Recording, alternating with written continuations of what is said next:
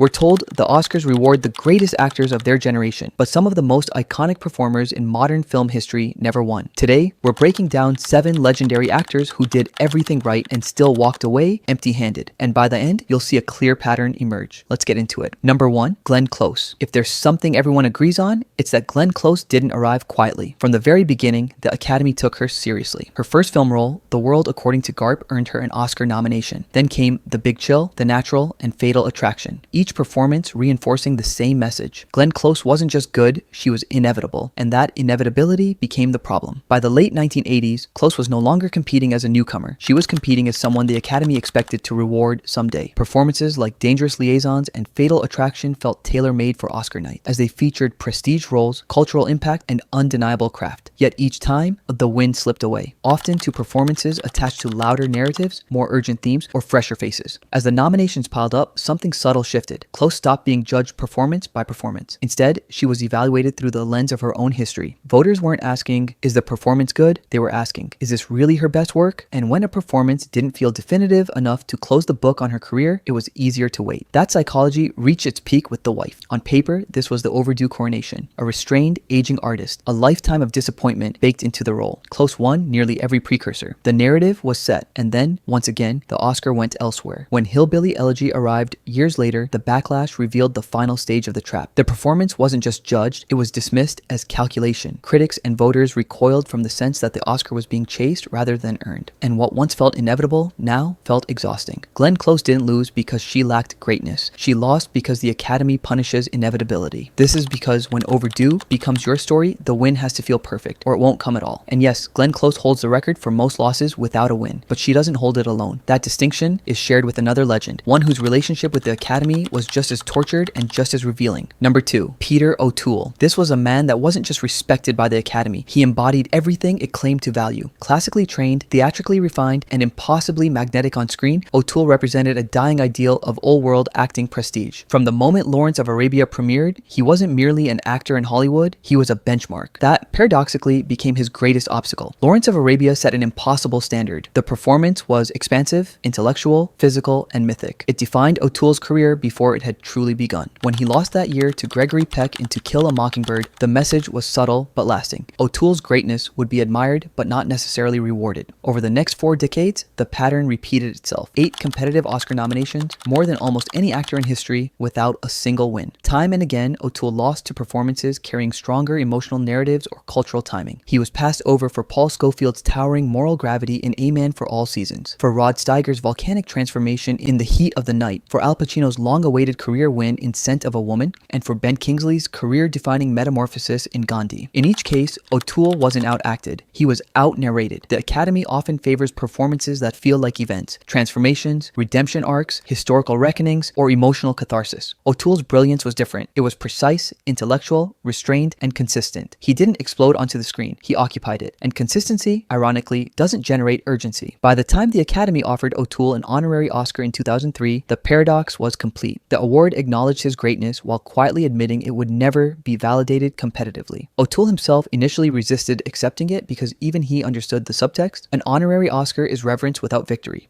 It's respect without the moment. The truth is that just like Glenn Close, Peter O'Toole didn't lose because he failed to rise above his peers. He lost because the Academy never felt the clock was truly running out. And now we go from an actor too refined to reward to a performer so dominant, so commercially powerful that honoring him may have felt just as impossible. Number 3, Tom Cruise. For more than 3 decades, Tom Cruise hasn't just been a movie star, he's been the movie star. No actor of his generation combined box office dominance, global recognition, and cultural endurance the way Cruise did. And yet, for all that visibility, the Academy has never crowned him. His flirtations with Oscar legitimacy were real and serious. Born on the 4th of July, transformed Cruise from a charismatic heartthrob into a wounded, volatile veteran, earning him his first Best Actor nomination. Jerry Maguire followed, pairing movie star charm with emotional exposure. Then came Magnolia, the performance that seemed to break the spell entirely. Grotesque, raw, self-lacerating, and aggressively unglamorous. 3 nominations, 0 wins. It was at this point that people realized that the problem wasn't quality, it was scale. The truth is that to the Academy, Cruise had become too powerful to reward. While unlike actors who disappear into roles,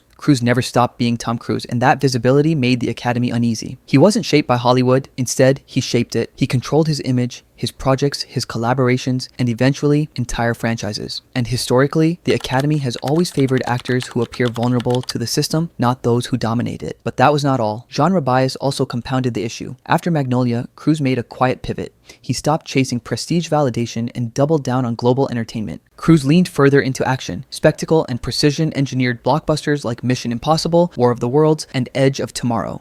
He drifted away from awards season storytelling. These films demanded physical mastery and technical discipline, not the kind of suffering-forward performances the Oscars tend to reward. So while his peers angled for statues, Cruise rebuilt the theatrical experience itself. In doing so, he sacrificed awards momentum, but gained something rarer: longevity without reinvention. I believe we have established that the Academy doesn't like crowning kings. It prefers coronations that feel like discoveries, redemptions, or finales. Cruise was none of those. He was constant, unavoidable, uncontainable. This means Tom Cruise didn't miss out on an Oscar because he failed to prove himself. He missed out because he never needed to. And in true Academy fashion, just like O'Toole, Cruise was awarded an honorary Oscar in November 2025. And now, from a star too dominant to ignore, we move to an artist whose brilliance was quieter, an actor who kept delivering award-worthy work without ever commanding the spotlight long enough to win it. Number 4, Amy Adams. If Glenn Close represents the long-term burden of being overdue, Amy Adams is its modern, accelerated version. No actress of the 21st century accumulated Oscar credibility faster, or stalled so consistently at the finish line. Adams' rise was unusually clean. After Junebug, she became an award season constant, stacking nominations with startling speed, supporting turns in Doubt, The Fighter, The Master, and Vice. Lead performances in American Hustle and Arrival. The industry didn't debate whether she belonged. The debate was always about when she'd finally win. That when never arrived in Close's case, and in Adams' case, it hasn't arrived. Part of the problem was category instability. Adams floated between supporting and lead roles in a way that diluted her narrative. Supporting winners are often crowned as discoveries or scene stealers. Adams was neither. She was precise, controlled, and integral, rarely flashy enough to dominate a ballot. In lead races, she collided with louder narratives and bigger emotional swings. In American Hustle, she was widely seen as the best performance in the film, yet lost amid vote splitting and a chaotic season dominated by Jennifer Lawrence's momentum. In The Master, her cold, terrifying authority felt revolutionary, but the film itself was too austere to rally mass Academy support. Then came Arrival, the moment that should have reset everything. A restrained, deeply emotional performance in a cerebral science fiction film that critics adored and audiences embraced. The film was nominated for Best Picture. Adams wasn't nominated at all. The omission was a shock, not because it was debatable, but because it exposed a deeper truth. Consistency had become camouflage. Like Glenn Close, Adams became inevitable, and inevitability breeds complacency. Voters assume there will always be another chance, another nomination, another year. The urgency disappears. Momentum stalls not from failure, but from reliability. Amy Adams didn't lose because she picked the wrong roles. She lost because she picked too many right ones. Excellence became expected, so surprise vanished. The Academy never rewards steadiness, it rewards moments. And Amy Adams, for all her brilliance, was never one for big moments. Speaking of moments, we go from Adams' quiet excellence that never peaked at the right time to an actor with big moments whose ambition was also impossible to ignore, yet never quite aligned with the Oscars. Number 5, Bradley Cooper. If there's something we know about Bradley Cooper, it's that he's intentional. This is a man that didn't hit the Oscar ceiling by accident. He ran straight at it again and again, wearing every possible hat: actor, producer, director, writer. Few modern stars have chased the Academy with more intensity, and none have walked away empty-handed so consistently. Cooper's early image worked against him. After The Hangover, he was seen as a movie star first, not a prestige actor. That perception shifted with Silver Linings Playbook, which earned him his first acting nomination and rebranded him as emotionally credible. From there, the nominations stacked up fast: American Hustle, American Sniper, A Star is Born, Joker, and Nightmare Alley. Acting, producing, directing. 12 nominations in total, spread across nearly every major category. And that became the problem. The Academy rewards focus. Cooper offered diffusion. In multiple years, voters didn't just ask, "Is this good?" They only asked, which version of Bradley Cooper is being rewarded? The actor, the filmmaker, the producer. His ambition was visible, almost too visible, but effort doesn't inspire votes the way inevitability or narrative destiny does. A Star is Born was supposed to be the coronation. He directed, produced, starred, sang, and reshaped a legacy property into a modern hit. The film dominated the conversation until it didn't. The season pivoted to Green Book and Roma. Cooper won music awards, not the one he was chasing. Competition didn't help either. He lost to Daniel Day-Lewis's final performance, then to Rami Malek's transformative biopic. Finally, to Joaquin Phoenix's career-capping turn. Time after time, Cooper arrived with a strong hand in a year someone else had the story. Truth is, Bradley Cooper didn't fail the Oscar test. He passed too many of them at once. But in chasing the gold from every angle, Cooper made it harder for voters to choose him from any single one. Yes, Cooper wanted an Oscar so bad, he was ready to contest for multiple categories. But our next actor is one whose rebellion against Hollywood made him iconic and cost him the crown. Number 6, Johnny Depp.